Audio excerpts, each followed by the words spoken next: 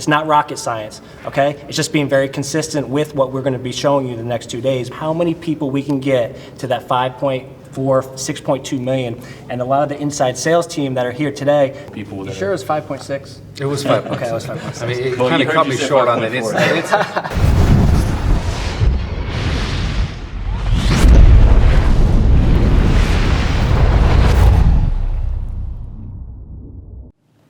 Welcome to the Unity Sales Roofing Machine. Today we have a special place. We're doing it live from Myrtle Beach at the Ocean Marriott Club. We're gonna have a 2-day training for sales. It's a little too late for anybody else to join this time, but we're gonna do this every quarterly. We're gonna talk to Mark about this, but it's something that we can learn and teach the roofing machine. It's something very unique. A lot of people talk about what they do to help a roofing contractor to grow, but we're really implementing a process, procedure that's going to help everybody to grow with the roofing machine. So we're live, so we have an audience. First time we ever had an audience. So we're going to take some questions from the audience today. But before we get started, I want to talk about who we got as guests. We have John, $5.6 million salesman last year, and Cody, $6.2 million salesman, and Mark, about 4 or 5 years ago, was the first one to do over $5 million in 1 year.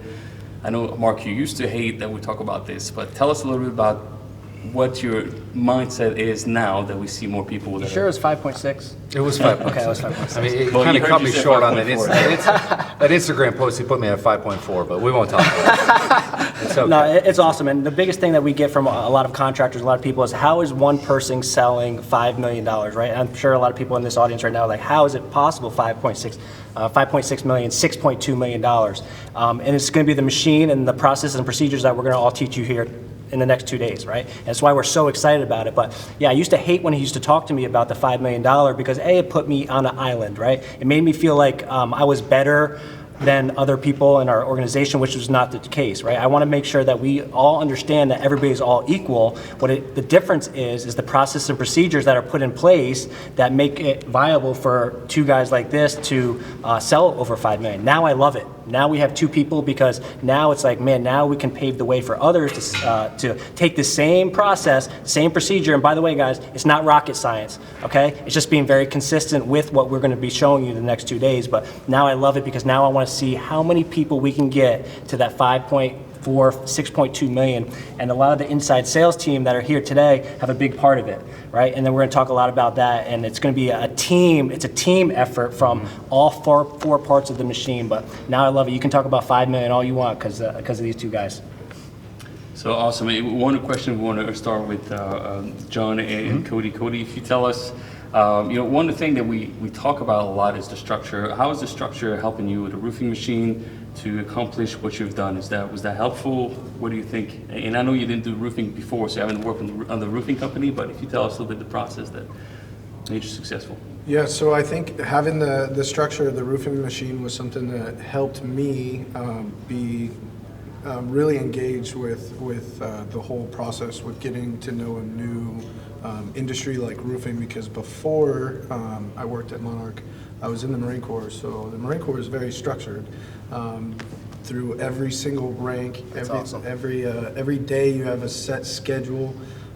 So then going into construction, where if you turn it something that it is sometimes a little chaotic into structured actions, and the whole team is a machine and one that's got one goal. So that was something that was able to help me go to, I guess, the next level. Kind of made your blinders. Learning from guys like you too. So kind of put your blinders on, right? You had one thing. You knew customer acquisition was your one goal, so you attacked it, correct? Mm-hmm. That's awesome, man.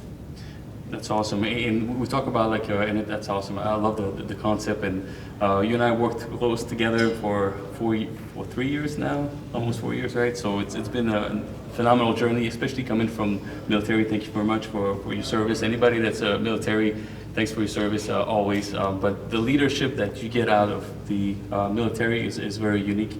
And we talked about this a few times, but tell us how we can sell at higher degrees when we create referrals. Everybody spends money on marketing. They want to know, Martin, what's your secret? Where do you get the most of your leads? But what do we focus on is create referrals. But creating referrals, you have a couple of stories. I remember you told me about meeting homeowner when you sold a roof, how to ask for that referral, so it's not just a talk. Like you can actually get a referral out of it. Yeah, that's a good question. So I had one experience where I was with somebody on a sale, and after the job was sold, he asked for a referral, and the homeowner said, you know, I'll keep you in mind. And to me, that's so insulting. Like you go through the whole process, you provide the best service, the best roofing system, and give them that peace of mind, especially like in a hurricane region with like shingles with the best wind warranties. You're doing a lot for that person. So if you can express how much that means to them and for them to understand it, then it's almost the cool thing to do for them to tell their friends, because they have the cool information.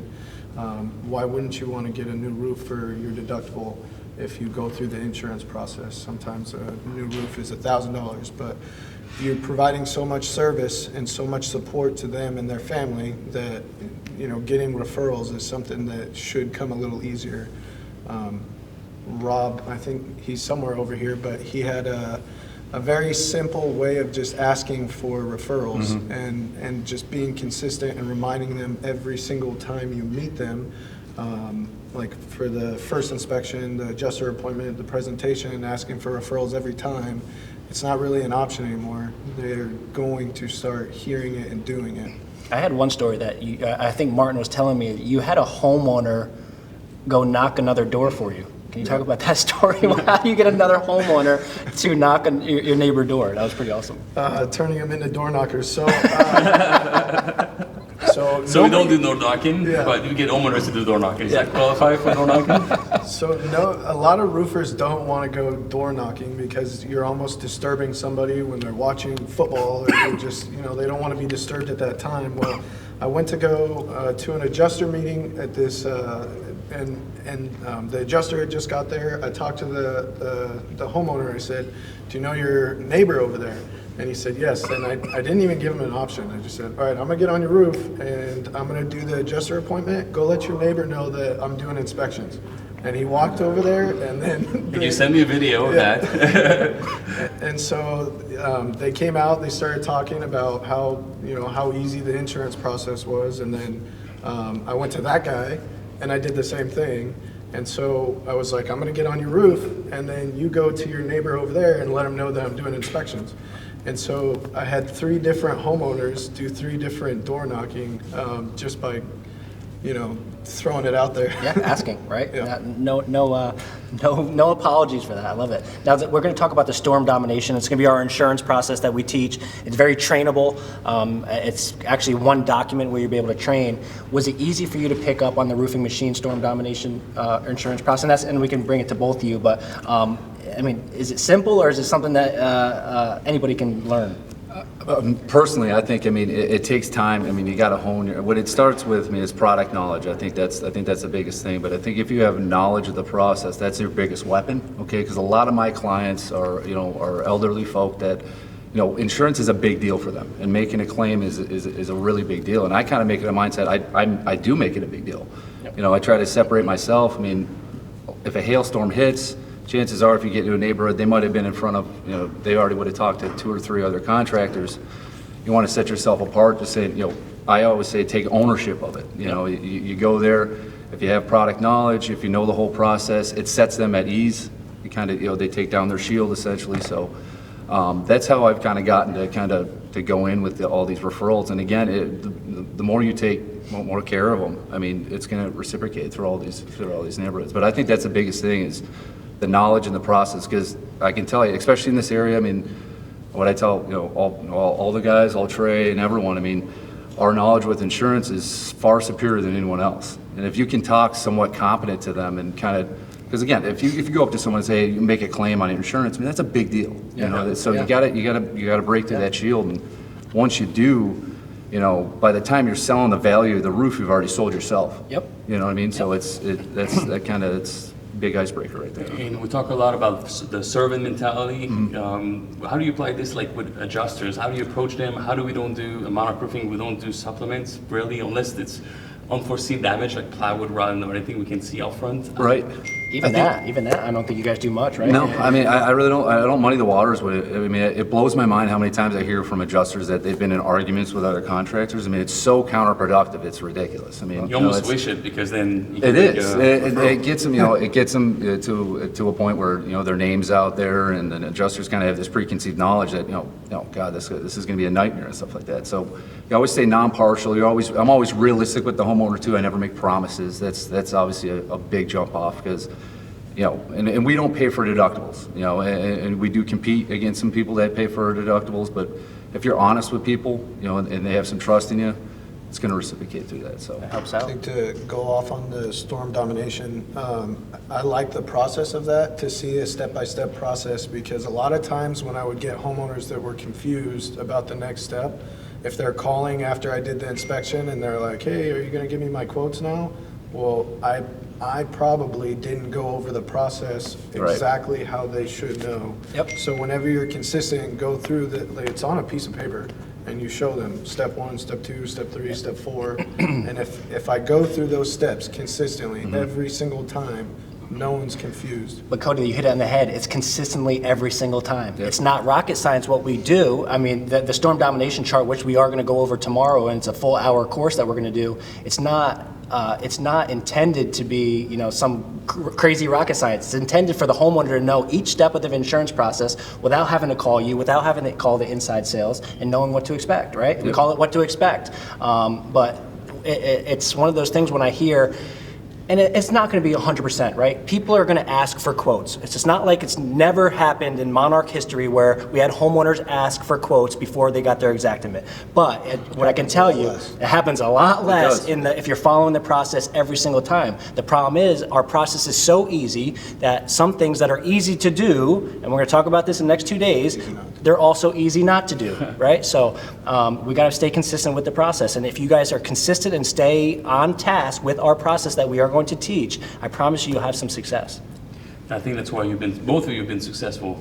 You really follow the process, and again, you talk about earlier. Trust John, the process. It's not just about you either, because we have some stats that shows like every 80% of sales will be done between 5 and 12 touches, right? Mm-hmm. So if we have a team, and you can elaborate on this, because you didn't do it by yourself. Oh my gosh, no. I mean, to do that type of volume, I mean, 5.6, and then obviously what Cody did, I mean, it's unimaginable. I mean, I remember, kind of in the midst of all this in the summer, when I did that, $1 million month, was it $1.2 million in month of June? And Mark looked at me, he's like, you might hit $1 million, and I'm just like, no, man. I mean, my head was down. That's this kind of. But I mean, first and foremost, I mean, it's a total team effort. So it's kind of a testament to me. Obviously, everyone in the office, personally, obviously, inside sales. My inside sales, Paulette. I mean, she's my rock. So.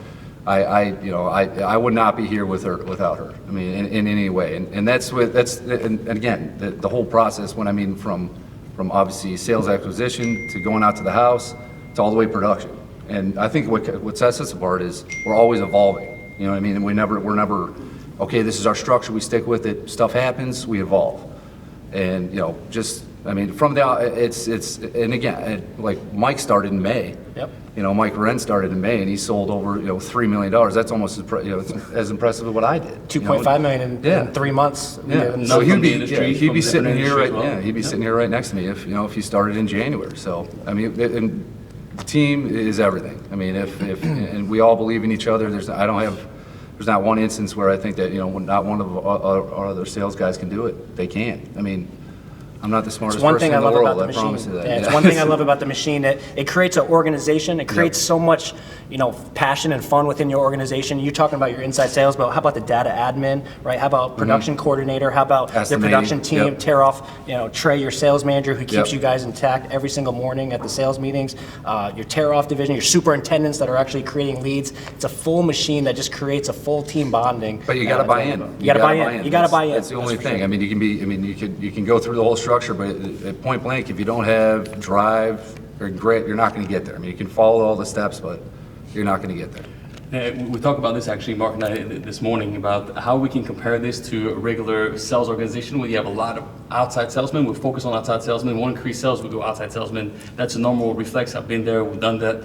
But when you compare like the culture created with the roofing machine, I like to compare it to the Ryder Cup. Anybody watch golf?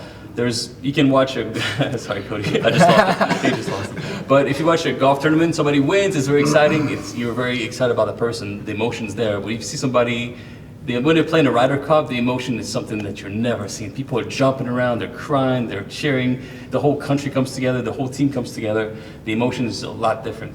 So I think that's what you're talking about. And that's what it is, and it's full encompassing. We're all, but you got to be competitive too. You can't lose that edge. I mean, it's a little bit of, that's what I take pride in. I'm very, very competitive, but You are. Yep. you can't be to a detriment. You always got to root for it. And I remember you quoting something like this: "Well, I cannot let estimator Sonny down because I got a duty to go sell a roof. If Right. I get in front of him, my 80% of the time is face down with homeowner. It's not doing marketing, it's not doing estimating, it's not door knocking really. You're doing sales activity, Yeah. inspection, homeowner presentation.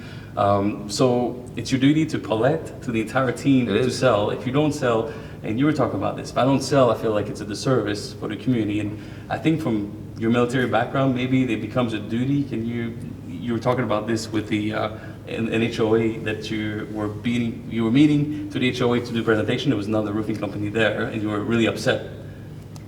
Yes, so there was another roofing company there, but I know that the service, the process, the team, the estimating, the inside sales, you have Paulette, I have Angie, with a superintendent on every single job site. There's a lot of moving parts that are going into one machine. So I know a lot of other contractors don't have that same thing. So if I'm not providing that roofing system for that HOA, that homeowner, it's a disservice to them. And that's something that is fueling, because you should be in the opportunity to provide the most peace of mind to the most people. Yeah, we talk about differentiators, right? And the machine is a big differentiator. When I can go to a home, when I used to go to a home and sell and say, I'm not going to be the only one that's going to be helping you with your project. Right, I've got a right. whole team behind you. I got a girl you can call in the office at any point. If I'm on top of a roof, it's very tough for me to answer the phone, so I'm going to be very upfront with you that we got an inside sales. My teammate is going to be at the office that can pick up the phone at any time. We're going to have a superintendent that's going to be on your job site at all times. It's just because obviously I have other inspections. I'm trying to help out all of your other neighbors with the same process as you. Man, right? How much more of a differentiator am I than a company that's just going to come and say, I'm your salesman, I'm going to be here from the start to finish. I don't have a team or anything. They're not saying that, but if I let the homeowner know that I do have a full team, what do you think the homeowner is going to ask the next guy that they're getting a quote from? So you have a team behind you? Well, I'm going to be the only person, right, helping you out. It's like, man. Security. Yeah, security. Construction, the construction industry, why I love it so much is you can differentiate yourself so much easier than any other company, in my opinion. It's any the other smallest industry. things too. Yep. It's the smallest Yep. things. I mean, I hand out Paulette's cards at appointments, and I make it a big deal. Like, insurance is a big deal. You need to know the process. You need to have an expert with it. And heck, this is my inside sales. If you reach me, you can't call me back. Boom, you have another facet. Well, that's the Separates thing us. that's the most important, I think, is you're using Paulette and using your inside sales. You mentioned things like crumbs all the time, where if you ask me to go and send emails and I'm outside getting on roofs all day, I'm probably going to send that email a lot later than I should have. So if I have an inside sales, a teammate that's on the inside that can facilitate phone calls, schedulings, send emails. Now, Right away. you get rid of all those crumbs. So you feel like you have less stress going out on your day. So you can focus on just seeing homeowners get face-to-face time. I don't even have to worry about emails. I love it, and I think that's what a lot of people are going to think. Wow, they're W-2 employees, by the way. W-2 employees that have a full team, but they're going to have a longevity within their career because they don't have the bog down of all the crumbs and follow-ups that take place in a normal salesman life, right? They don't go to bed like overwhelmed. I sold $5.4 million in 2018 when the structure wasn't fully. It was pretty much in, right? But it wasn't as structured as it is now. And, I watch these guys, I'm like, how are they making it look so easy, right? And I'm sure you guys are wondering, how do you sell $5.4 million in a year? These guys are only doing inspections, adjuster meetings, contract signings. Every single activity they're doing throughout the day is doing what they do best, and that's meeting homeowners. right? You got to have your best people that can sell in front of homeowners. Why are we not doing that in this industry? Why? It doesn't make sense to me. That's why I'm so passionate. I love this roofing machine, and this is what it does. And that's how lucky we are. I mean, and people, everyone here, I mean, they're probably hearing all this. I mean, all you guys could do this. I mean, it's not the biggest thing, but it is the structure of everything. Because, like you say, money-making activities. I mean, it's pivotal. You know, we can stay focused on it. We know how lucky we are. You know, I mean, to have all these resources. So, yeah, we're blessed in that way. So. Yeah, we talk a lot about service sales. There's a misconception, I believe, in the industry that people say that they want to be best friend over sales, over activities. And Cody, can you elaborate on this? Like, when you go meet a owner, they say like, I was the previous inspection or the previous contractor, and they say like, it was a nice guy. Yeah. How do you do to provide service? Because again, it's easy to say service sales, but what's that mean to you? So, well, service sales, I think, is probably one of the most important parts of being in the roofing industry because, well, one story, I went to a roof inspection. A guy called because he had a roof leak. Well, it was a 2-story home and it was a 10-pitch gable roof. The other roofers that went there before me, they just got ladder, went to the edge and said, you have hail damage. And so the guy kept calling other roofers to come out. And so I finally came out after he called Monarch, and I went there and I got on the roof and then I tarped the leak. So by going there and saying you have hail damage, it doesn't really solve the problem. Mm-hmm. He called because he had a roof leak. Mm-hmm. So by giving him the peace of mind to stop worrying about the roof leak, now he can focus on hail damage. And everybody else that was too scared to get on the roof, now he thinks that I'm some special guy, and I'm not. I'm the roofer. Like, you're supposed to get on the roof. Yeah. So that was, that's something where service sales, I think it that's goes the why. Why do customer call you? It's a very easy question. Why do they call you? To be best friend? That's why this tomorrow we're going to go over this. When you hire a salesman, you hire somebody that's nice, they're all nice. You want to get the sell done, you're not going to be a bad person, right? So you're going to be nice. So the nice doesn't really work. If you serve them, it's doing what others don't. Yes, differentiators. Yep, doing what others don't. Yep, differentiators. Awesome. Yep. So I got a couple questions here from the crowd. I'm not sure from who, but how do you both stay so humble with so much success? It's a team. There's a lot of people that are put without production. You're not going to be able to sell anything. Without inside sales, now I'm going to have to do a lot of the crumb work that we were talking about before.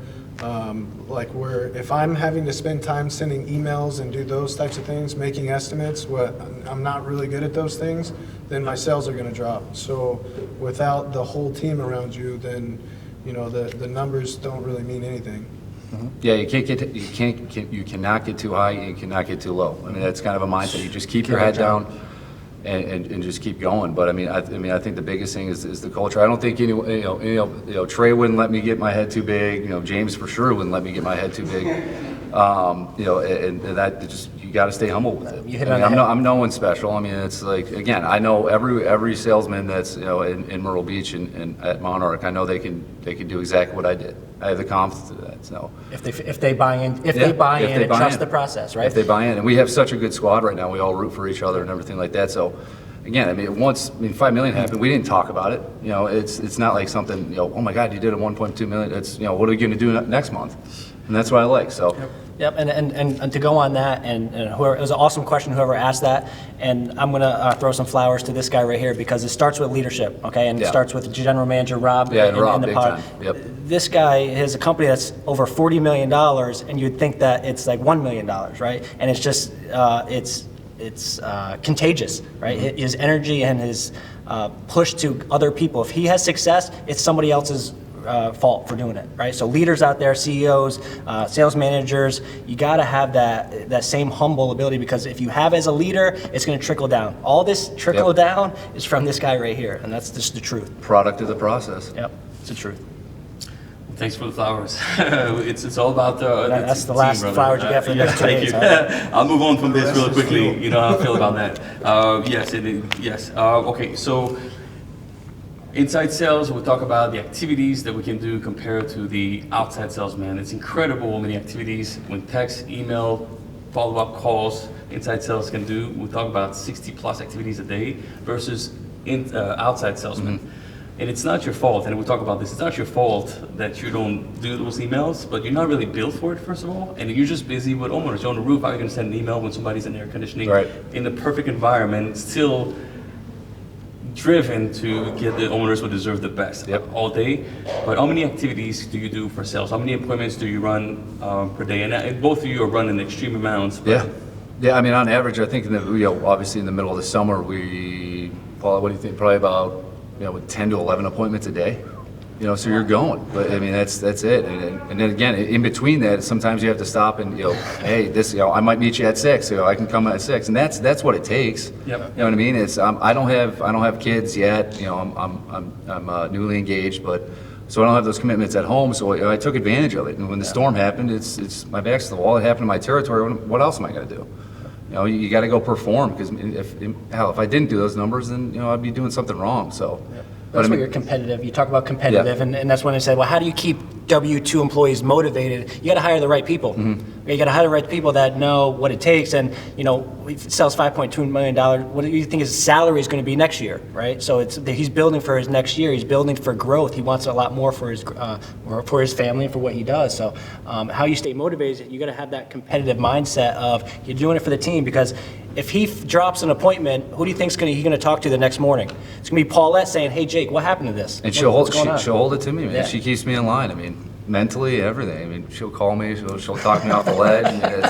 Hey, Cody, it's a nonstop process. This domination book aims during a meeting, just in case he's thinking about a sales or a customer. I never stop thinking. But we'll talk about this again tomorrow. Domination, how you can keep up with your leads and keep maximizing your sales. Another question, we only have 3 minutes left. What's percentage of insurance versus retail right now? I think we're about 70% for the tear-off or re-roof division. We have new construction, commercial, repair department that will throw out the number, but in the tear-off, re-roof, about 65-70% for all 3 locations. 65-70% insurance, and just to clarify. Yes. So we still do a good bit of retail as well. And we're going to go over both models. We'll go over the retail sales model, and then we'll go over the storm domination, the insurance storm model tomorrow. You can't forget how to sell the retail too, because you get stuck in kind of, if a storm hits, you get kind of stuck in this redundant, insurance process. But James always comes to it. I mean, you got to sell the stuff too, so you can't lose sight of that. And that's kind of that's a must. Yeah, and another question is, how do we pay for outside salesmen? How do you guys get paid? How do we get Not paid? numbers, but salary. Yeah, we have Friday, payday. Every week. Alright. But you get a bonus, Cody. Hilton is set up with salary plus bonus, and Myrtle Beach is set up salary plus commission. Yep, right? salary commission, yep. Based on the warranty that you sell. Golden Pledge, we're a Master League contractor, so Golden Pledge, Silver Pledge, Systems Plus, you get a little bit of a bonus on, if you sell Golden Pledge, you're obviously going to get a little bit more of a commission-based commission on that than Systems Plus, but it's mostly salary, 80% salary. So this is all we got today for the Unity Sales Roofing Machine. And A couple more contractors after this, so if you want, people want to stick on, we're going to have a few more guests on here, so. You want to do this right now and bring them on? Okay, perfect. Actually, we're just going to keep it going online. Okay, Whoever wants to stay, yeah. But for everybody else, we'll see you. We'll do this 3 out of 4 weeks every month. And we got a 2-day sales roofing machine camp coming up tomorrow. We're in Myrtle Beach, South Carolina. Please follow us, comment below. We'll be in touch with you. Thanks for watching. Thanks so much. Appreciate it. Good job, man. You're so good.